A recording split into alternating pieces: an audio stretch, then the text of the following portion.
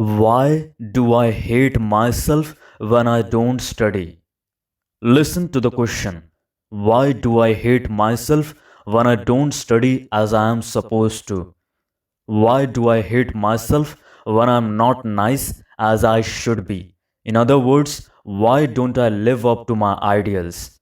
Now, would it not be much simpler not to have ideals at all? If you had no ideals, would you then have any reason to hate yourself? So, why do you say, I must be kind, I must be generous, I must pay attention, I must study? If you can find out why and be free of ideals, then perhaps you will act quite differently, which I shall presently go into. So, why do you have ideals? First of all, because people have always told you that if you don't have ideals, you are a worthless boy. Society, whether it is according to the communist pattern or the capitalist pattern, says this is the ideal and you accept it, you try to live up to it, do you not? Now, before you try to live up to any ideal, should you not find out whether it is necessary to have ideals at all? Surely that would make far more sense. You have the ideal of Rama and Sita, and so many other ideals which society has given you or which you have invented for yourself. Do you know why you have them? Because you are afraid to be what you are. Let us keep it simple.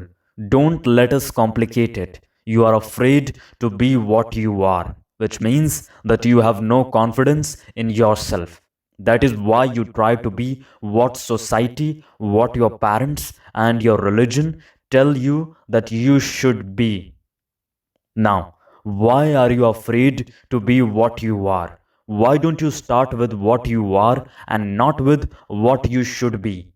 Without understanding what you are, merely to try to change it into what you think you should be has no meaning.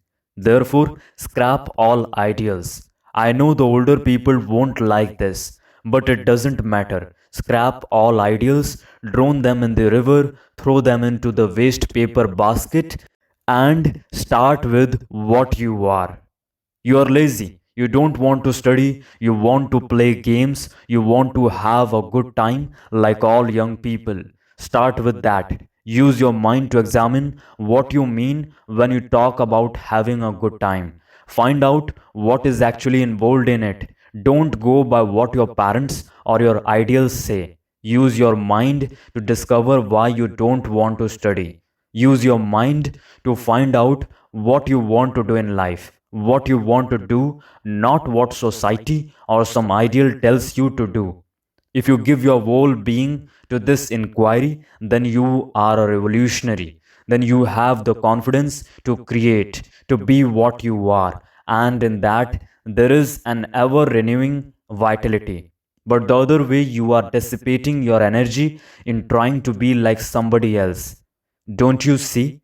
It is really an extraordinary thing that you are so afraid to be what you are. Because beauty lies in being what you are. If you see that you are lazy, that you are stupid, and if you understand laziness and come face to face with stupidity without trying to change it into something else, then in that state you will find there is an enormous release, there is great beauty, great intelligence.